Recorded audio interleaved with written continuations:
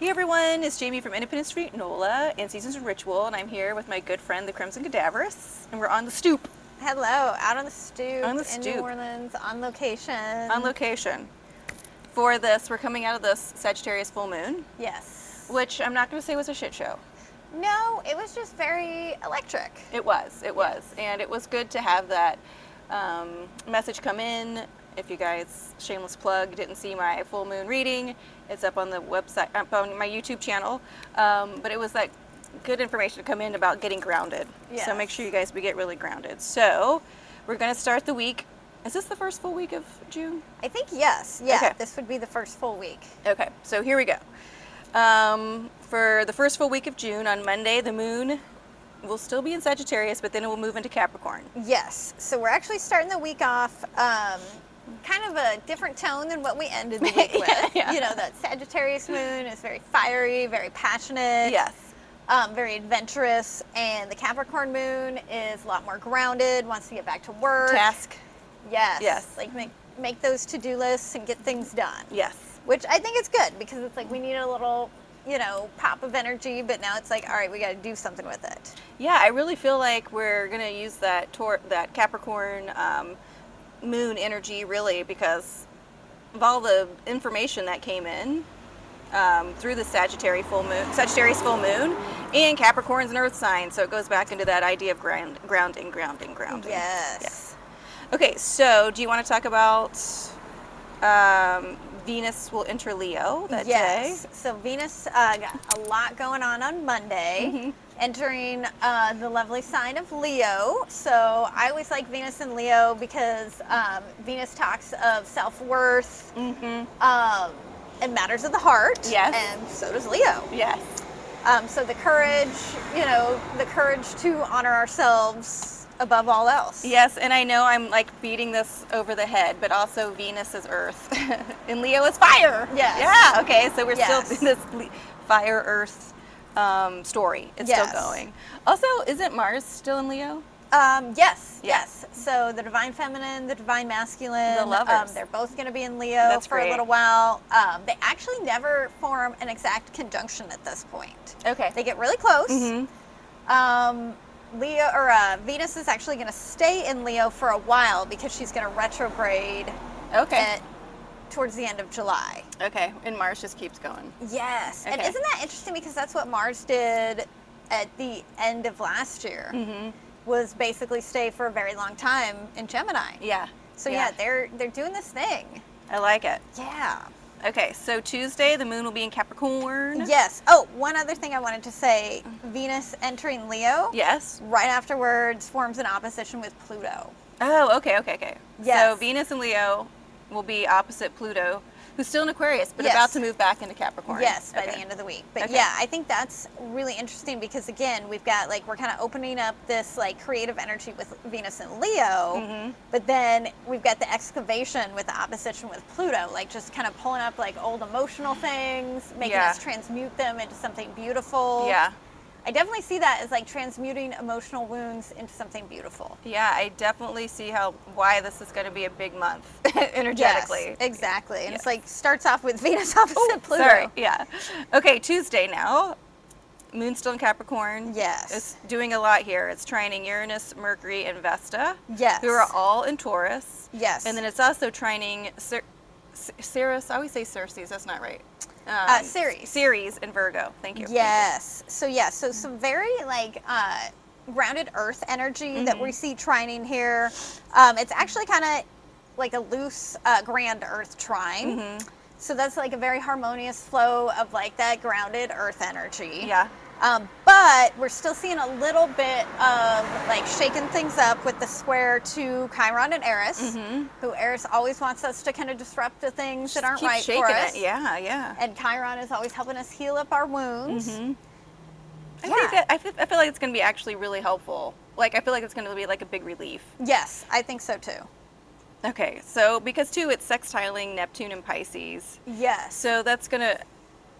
I just feel like it's gonna be a relief. It's letting things flow. right, but it's also like a reality check in a good way. I don't have to keep doing this shit. Thank God. I didn't really Exactly. want to keep doing it anyway. Exactly. Okay, so Wednesday the moon And Capricorn will move into Aquarius. Yes. And this is a big day, huh? Yep. So we're revisiting that energy that we've had for the last few weeks of the fixed grand cross. Okay. And so the moon's getting involved in that. Okay. So this time the moon's going to be in Aquarius, where Pluto is. So as soon as the moon moves into Aquarius, we have a conjunction with Pluto. Okay, that's good. That's that's a good communication. Yes. Yeah. And then throughout the day, the moon is going to meet up in opposition with Venus and Mars in Leo, and then a square with the North Node and Jupiter in Taurus and the South Node in Scorpio. Okay. So that energy that we've kind of already been working with that fixed grand cross of like kind of like expanding, but also through like tension. Right. That challenge energy. Yeah. We get another chance. And that's the thing about the challenge is it's a chance to accept the challenge and level up. Right, and that moon in Aquarius is going to bring in some of that those Uranus vibes. Yes. You know, it's going to bring in some of that rebellion vibe. Right. Yeah. Some of that moving forward energy too. Yeah. Yep. So again, that kind of energy that might have felt like a little stuck before. Right. I think Aquarius is going to help move it forward. Okay, perfect. I'm ready. Yeah, me That's too. what I keep saying. I'm ready. Yes. Okay, so Thursday, the moon will still be in Aquarius. Yes. And is it going to be in Aquarius the whole day? Yes. Yep. Okay. What would you like to say about Thursday? We've got, some more square action with the square to Uranus, Vesta, and Mercury. So again, hitting that Taurus energy, squaring up with that. Again, it's interesting because Uranus is in Taurus. Yeah. And that, of course, Uranus is like attached to Aquarius energy. So it's kind of like, we're really kind of shifting norms, I would say old paradigms. Shifting through the bullshit. Yes. Okay. Definitely. Shifting. Yes. Okay, so also on Thursday with the moon in Aquarius, it'll be sextiling Chiron and Aries. Chiron and Eris, who's in Aries. Yes. So that's going to have a good conversation through there. Once those things start to fall and you feel relieved, it's like, okay, let's keep moving forward. There's a billion different ways we can do this. Yeah, clearing off the debris from old wounds. Yeah. Easily, just kind of wiping it away. And then trining Juno and the sun, who is in Gemini. So Juno, as you say, is relationships. Yes. And commitment. And to me, like, also with the sun, it's almost like committing to our authenticity. Yep, I was going to say committing to something new that has to be here, and committing to new phases of relationships. Yes, and it could be anything relationship, right? Not necessarily romantic, but with yourself, with friends, right, with cohorts, colleagues, all those things. So Thursday seems very helpful. Yes, okay. I think so too. Friday, the moon in Aquarius will move into Pisces. Yes. Yay! And then so we're all going to cry. But actually not too much because I feel like there's that conjunction with Saturn, and we're gonna, get more reality checks, like more grounding, but like a good reality check, you guys. Like I can't, like, don't you feel like the energy I feel around it is just like one of relief. Yes. Like that's coming to some realizations of like where we are in life, and like this is where we are, and we can do things that are helpful. Yes, so we can do things. That are more fun.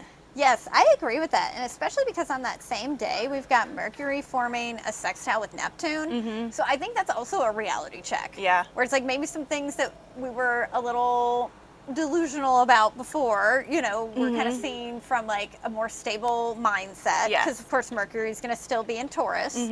So very fixed, stable mind.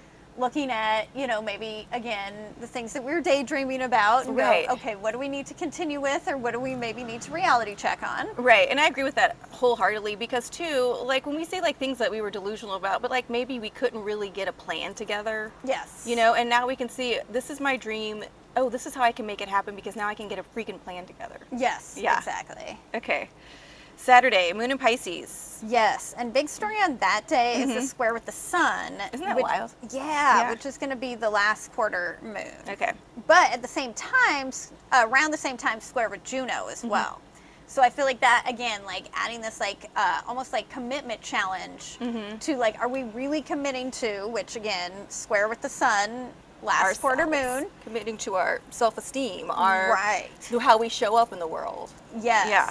And last quarter moon, of course, is like the action, you know, to release things. So do we commit to releasing to what we need to release? Right. Keep working with those manifestations, you guys. This is the week to do it. Yes. Okay, Sunday, Moon in Pisces will conjunct Neptune, sextile Pluto and Capricorn. Oh, so Pluto does make it back into Capricorn by the end of the week. Yes. And Okay. that's actually the really interesting thing that happens on Sunday. Okay. Involves Mercury and Pluto. Okay. So Mercury is going to be at 29 degrees, 59 minutes. That's what we talked about. Yeah, Which is basically 29 degrees is the anoradic degree right before, you know, That's moving the into last a next degree. sign. And 59 minutes, you know, next would be like basically the next sign. Right. So the final degree, final minute of Taurus. So right before moving into Gemini, right? Hits home place. Yes. One of its And homes. then right before that, Pluto moves out of Aquarius, retrograde, back into Capricorn, and will trine with Mercury at 29 degrees, 59 minutes Yeah. of Capricorn. Yeah, I see this again. It's just a new way of speaking about maybe something from the past. Yes. But committing, because you're committing to yourself now, it's a different story so you can move forward with your life. Yep. And it's going to be easier. And it's like as two planets are passing each other, you know, one moving forward, one moving back at the exact final degrees. That's so cool. But in a trine, which is a very harmonious flow. Right. Same, you know, that's going to be the same elements, the earth elements. So a grounded energy flowing easily, but basically coming to this like very, very tail end of something that we're like Thank you. writing Yeah. a new narrative about. Right. Thank you guys when they pass each other. Right. And Yeah. it's like there's something significant about it being like at the very last degree and minute of these signs. It's like, all right, there's something really ending here. Yeah, it's really happening this time. Yes. Yeah. So you guys just keep releasing. That's the main Yes. thing. Venus and Leo will square Jupiter and Taurus. Yes, which I think is great, you know, like expanding upon our self-worth, Right.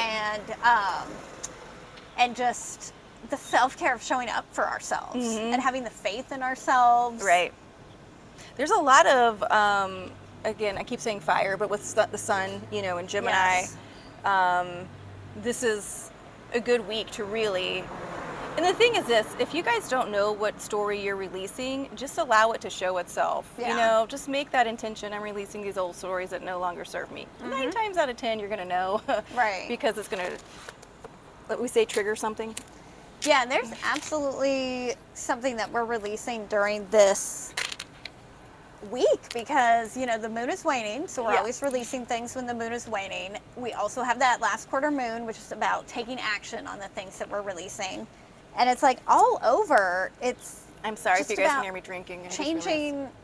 changing, almost like shifting gears. Yeah. Yep. Oh, yeah. There's definitely a lot of like shifting gears. And allow this sun in Gemini, just because we're in Gemini season, to start bringing in these new options, these new storylines. Don't stick between 1 and 2. You know, this is how I was when I was in my 20s, so this Yeah. is how I got. No.